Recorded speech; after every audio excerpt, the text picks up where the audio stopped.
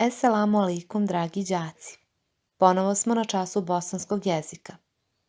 Za današnji rad će vam biti potrebna čitanka, sveska za bosanski jezik i pribor za pisanje. Čovjek samo srcem dobro vidi. Suština se očima ne da sagledati. Poruka je malog princa koju bi svi trebalo da osjetimo. Sigurno vam se dešavalo da nekome nekada pomognete. Bilo da su to starije osobe, vaše nane ili djedovi, bilo da je to prosjak na ulici, djeca koja su gladna i nemaju hrane, bilo da je to osoba koja je slijepa. Kada pomažemo drugima, osjećamo sreću i neprocenjivu radost darivanja. Drugima možemo pomoći na bezbroj načina. Nekada je dovoljno osmijehnuti se, saslušati nekoga, uputiti toplu riječ, a nekada i mnogo više. Zato je važno raditi na razvijanju humanosti kod ljudi. Vi ćete danas čuti jednu bajku koja govori o tome kako težnja za moći i pohlepa mogu da unište međuljudske odnose, kao i o prelepom ukrašenom kipu princa i njegovom prijatelju Lastaviću, koji kao pravi prijatelj nesebično pomažu prinčevom narodu. Prije nego poslušate bajku, upoznajte se sa njenim autorom. Oscar Wilde je poznati pisac iz Irske. Rođen je 1854. godine u Westland Row u velikoj porodici. Pisao je poeziju. Dobitnik je nagrade za englesku književnost. Najpoznatija djela su alegorične bajke Srećni princ i Mladi kralj, roman Slika Dorijana Greja i drame Saloma i Idealan suprug. A sada poslušajte bajku.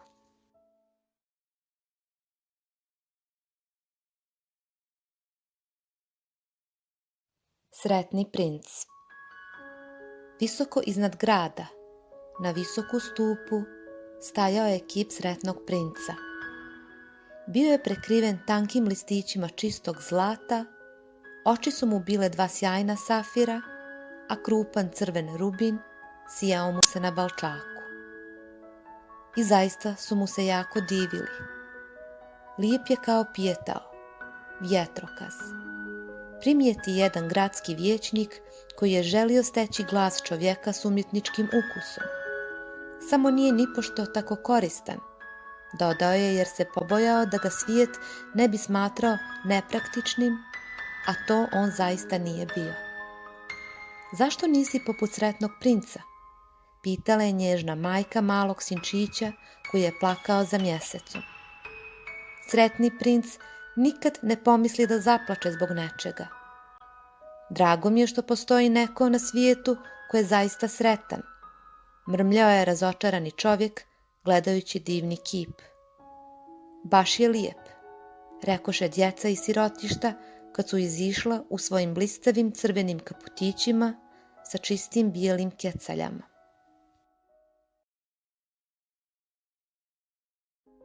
Jedne noći poletjela iznad grada mala lastavica. Prijateljice su joj prije 6 nedelja otputovale u Egipat, ali ona je ostala jer se zaljubila u prekrasnu trsku. Srela ju je rano u proljeće kada je letjela niz rijeku za velikom žutom leptiricom i tako se zanijela za njenim vitkim stasom da je stala i razgovarala sa njom. Smijem li da te volim? Upitala je lastavica koja je voljela odmah prijeći na stvar, a trska joj se duboko poklonila. Tako je ona stala letjeti oko nje, krilima dodirivati vodu i okruživati je srebrnim talasićima. A kada je došla jesen, odletješe sve lastavice. Kad su odletjele, ostala ona sama i lasta se osjeti usamljeno. Hoćeš li sa mnom? Zapita trsku na posljetku, ali trska odmahne glavom jer je veoma bila privržena zavičaju. Ti si se poigravala sa mnom, vikne lasta.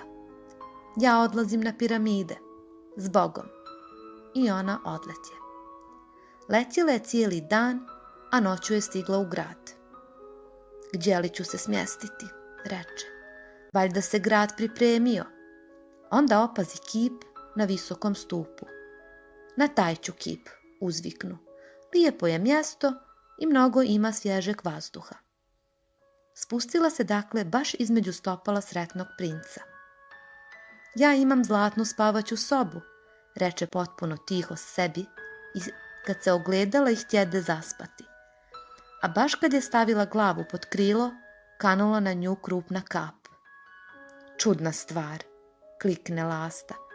Nema na nebu ni oblaka, zvijezde su sasvim jasne i sjajne, a kiša ipak pada. Zaista je klima u sjevernoj Evropi nesnosna. Trska je voljela kišu, ali to je bila samo njezina sebičnost. Tada kane i druga kap. Čemu služi taj kip ako ne može zaštititi od kiše, reče Lasta. Moram da potražim neki dobar dimnjak. I ona odluči odletjeti. Ali prije nego što je raskrilila krila, krenula treća kap, pa lastavica pogleda gore i ugleda. Ah, šta je ugledala? Oči sretnog princa bile su pune suza i suze su mu tekle niz zlatne obraze. Lice mu je na mjesečini bilo tako divno da se mala lastavica razžalila. Ko si ti? Zapita ona. Ja sam sretni princ. Zašto onda plačeš? Zapitala lastavica. Potpuno si me pokvasio. Dok sam živio i imao ljudsko srce, odgovori kip, nisam znao šta su suze jer sam živio u dvorcu bez briga gdje tuga nema pristup. Oko bašče se dizao visoki bedem, ali se nikada nisam pitao što se nalazi iza njega, jer je sve oko mene bilo tako divno. Moji su me dvorjani zvali sretnim princom i zaista sam bio sretan, ako je zadovoljstvo sreća. Tako sam živio i tako sam umro. A sada, kada sam mrtav, postavili su me ovde, u ovu visinu, da mogu vidjeti svo ruglo i bijedu u svojem gradu. Pa iako je moje srce od olova, ipak mora plakati.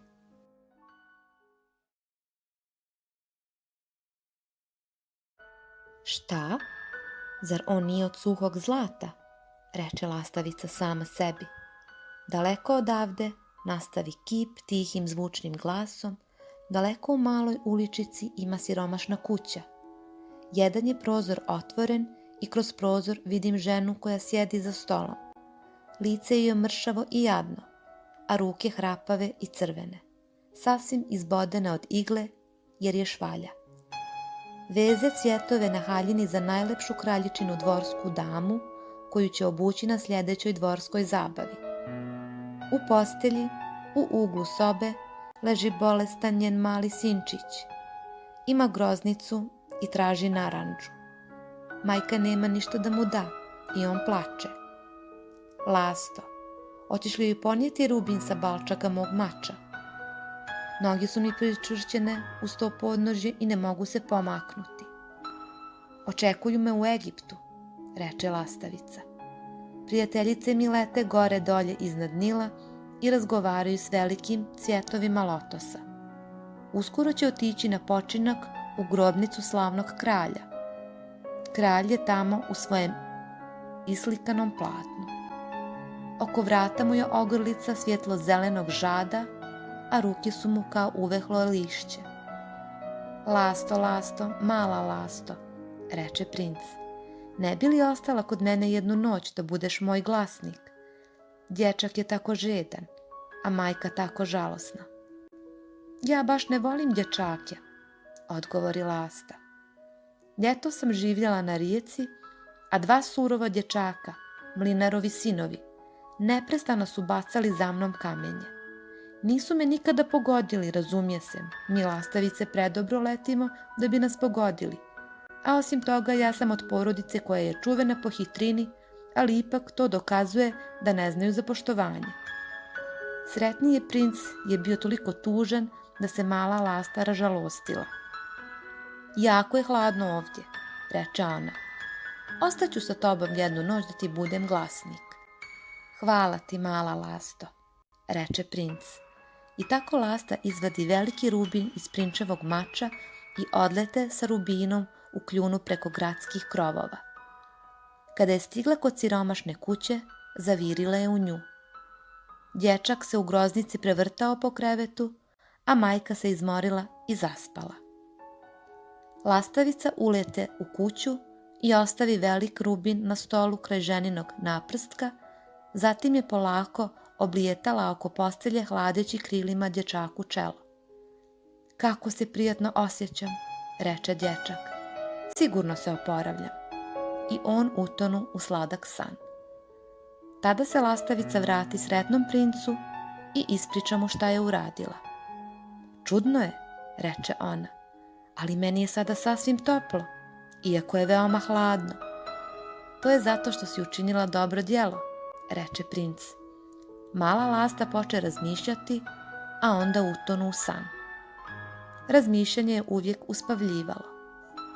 Kada je svanuo dan, odletje lasta na rijeku i okupa se. Neobična pojava, reče jedan profesor kad je prolazio preko mosta. Lasta usred zime. I napisao je o tom dugo pismo lokalnom listu. Svi su to pismo spominjali, bilo je puno riječi koje niko nije razumio. Večeras odlazim u Egipat, reče lastavica i ta je misao razveselila. Obišla je sve javne spomenike i dugo sjedila na vrhu tornja. Kad je mjesec izašao, odletjela je natrag sretnom princu. Imaš li kakvu poruku za Egipat? Zacvrkutala je. Upravo odlazim. Lasto, lasto, mala lasto, reče princ. Ne bi li ostala sa mnom još jednu noć? Očekuju me u Egiptu, odgovori lastavica. Sutra će moji prijatelji odletjeti na drugu katarku.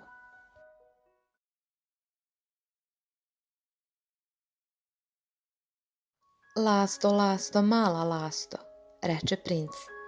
Daleko preko grada vidi mladića u tavanskoj sobici. Nagnuo se nad sto prekriven papirima, a u čaši kraj njega su uvehle ljubičice. Kosa mu je smeđa i kovrđava, usne rumene kao nar, a oči krupne i sanjalačke. On pokušava završiti pozorišni komad za upravnika pozorišta, ali mu je hladno i ne može dalje pisati. Nema ognja u peći, a od gladi je iznemogao. Ostaću još jednu noć s tobom, reče lastavica koja je zaista imala dobro srce. Da njemu odnesem drugi rubin. Nažalost, nema više rubina, reče princ.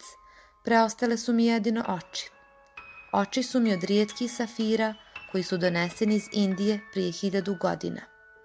Izvadi jedan i odnesi mu ga. On će ga prodati draguljaru, te će kupiti hrane i drva i dovršiti svoju dramu.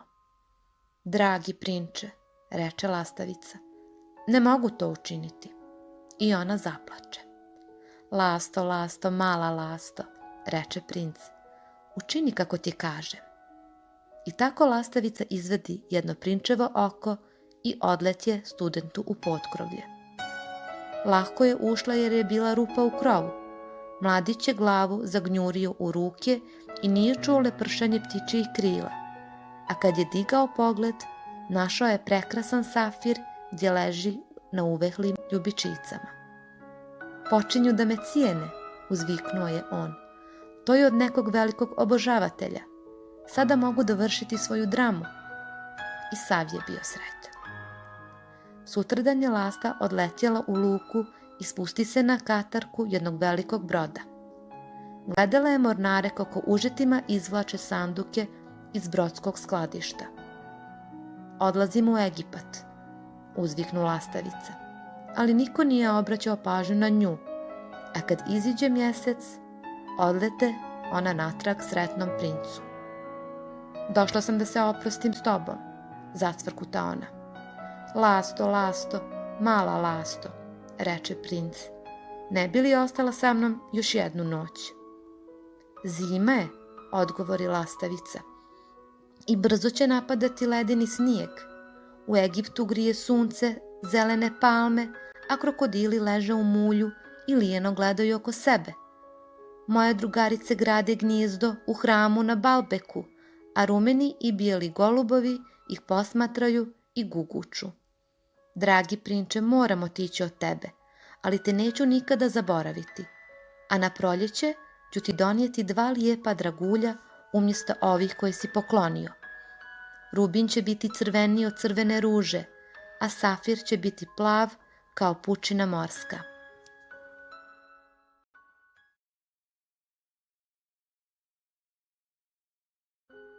Dolje na trgu, reče sretni princ, stoji mala prodavačica šibica. Ispustila je šibice u jarak, pa su se sve pokvarile. Otac će je istući ako ne donese kući novac i ona plače. Nema ni cipela ni čarapa i gologlava je.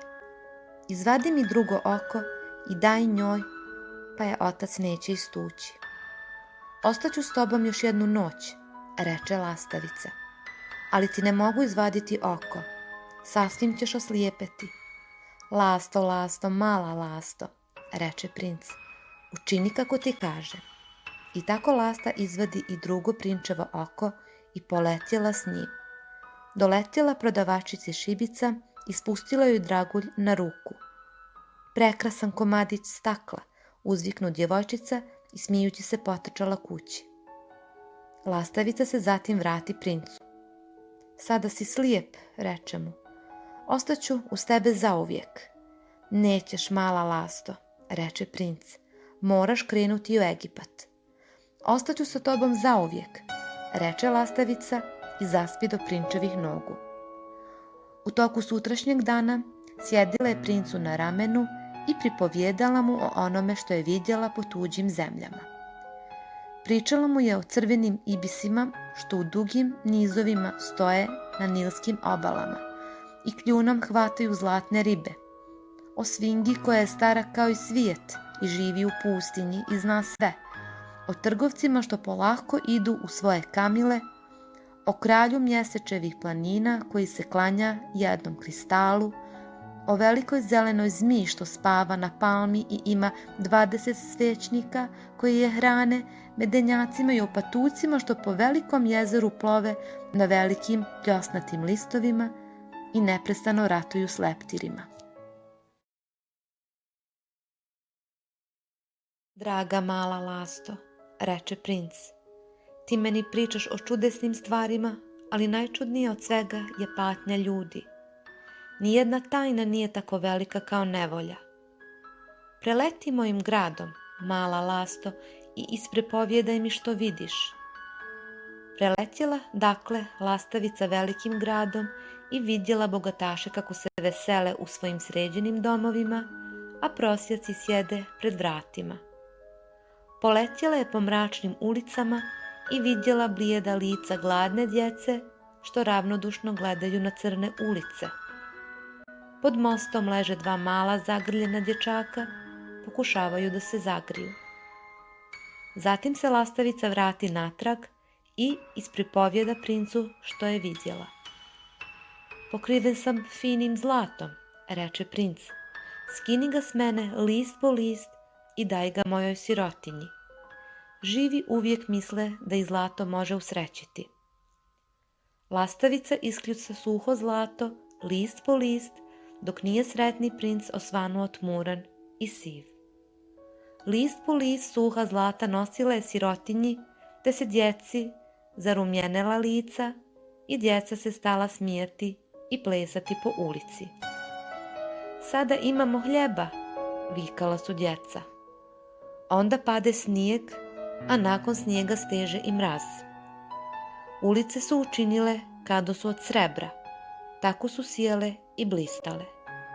Duge ledenice poput kristalnih bodeža visile su po kućnim strehama. Svi su bili odjeveni u bundama, a mali dječaci su nosili crvene kapice i klizali se po ledu. Sirotoj maloj lasti sve je bilo hladnije i hladnije, ali nije htjela ostaviti princa. Kupila je mrve pred pekarovim vratima, kod pekar ne bi gledao, i pokušavala se ugrijati lepršajući krilima. Konačno je osjetila da će umrijeti. Imala je tek toliko snage da još jednom uzleti princu na rame. Zbogom, dragi princu, promrmlja. Hoćeš li mi dopustiti da ti poljubim ruku? Veselim se što ćeš napokon u Egipat, mala lasto, reče princ. Predugo si se zadržala ovdje. Neću ja u Egipat, reče lastavica. Ja ću u dom smrti, a smrt je sestra sna, zar ne? I ona poljubi sretnog princa i sruši se mrtva pred njegove noge. U tom času začu se u kipu čudan prasak, kao da se nešto slomilo. I zaista, olovno srce je prepuklo na dvoje. Sutradan, u rano jutro, gradonačelnik se sa gradskim vijećnicima šetao dolje po trgu. Kad su prolazili kraj stuba, on pogleda kip i reče: Bože mili, kako je jadan sretni princ. I zaista je jadan, uzviknuše gradski vijećnici koji su se uvijek slagali sa načelnikom, pa i oni pogledali. Rubin mu je ispao iz mača, oči su mu nestale i nije više zlatan, reče načelnik. Zaista je jedva bolji od prosjaka. Jedva je bolji od prosjaka, rekoše gradski vijećnici. A tu mu je do nogu mrtva ptica, nastavi gradonačelnik. Zaista moramo izdati naredbu da se pticama ne dopušta umiranje ovdje. I gradski pisar zabilježi tu napomenu. Tako su srušili kip sretnog princa.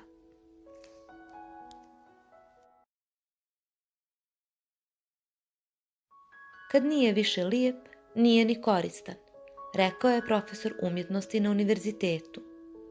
Onda su istopili kip u livnici, a načelnik sazvao skupštinu da se odluči šta bi se učinilo s metalom. Naravno, moramo imati drugi kip, reče on. I to će biti kip koji će predstavljati mene. Mene, odvrati svaki gradski vijećnik i oni se posvađaše. Kad sam mi posljednji put čuo, još su se svađali. Čudna stvar, reče poslovođa u livnici. Ovo prepuklo olovno srce neće da se rastopi u livnici. Moramo ga baciti. Tako su ga bacili na smetlište, gdje je ležela i uginula lastavica.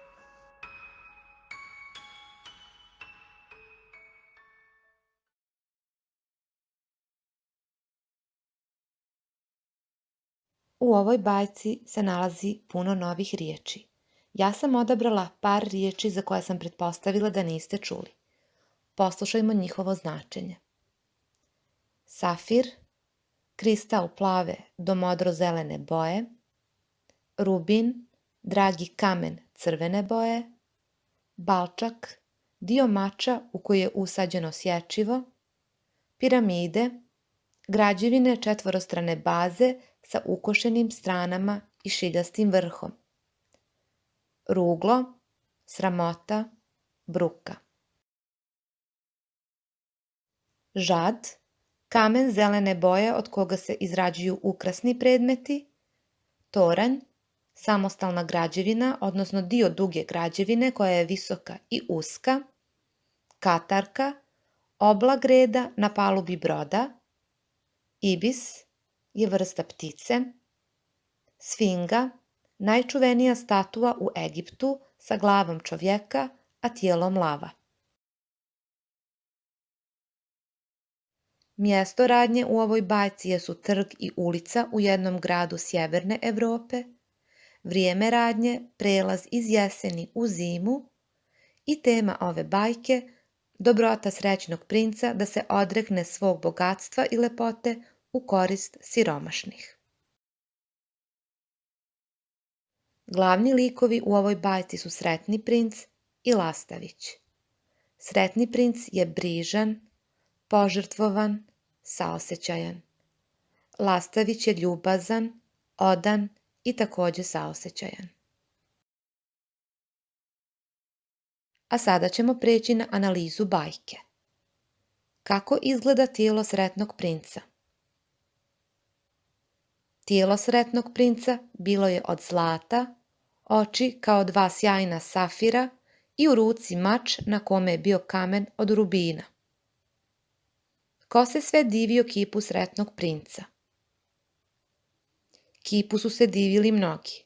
Gradski vijećnik, majka jednog djeteta i lastavica. Zašto je lasta kasno poletjela na jug? Zato što je riješila da ostane pored sretnog princa i pomogne mu. Gdje se smjestila kada je doletjela u grad? Lastavica se smjestila tačno između stopala sretnog princa. Šta je neobično primijetila na kipu? Neobično je bilo to što je kip mogao da plače. Šta je sretni princ ispričao lastavici o sebi? Ispričao joj je da je imao ljudsko srce dok je bio živ i da je imao bezbrižno djetinjstvo. Šta je sretni princ tražio od lastavice? Od lastavice je tražio da bude njegov glasnik. Zašto lasta nije mogla odoljeti njegovim željama? Zato što se ražalostila. Uvidjela je da je sretni princ iskren u svojoj namjeri da pomogne ostalima, a nije mogao bez njene pomoći. Koga su sve usrećili sretni princ i lastavica? Sretni princ i lastavica usrećili su siromašnu majku i njenog bolesnog sina, mladića koji je trebao da završi pozorišni komad i djevojčicu koja je prodavala šibice. Po čemu su njih dvoje bili slični?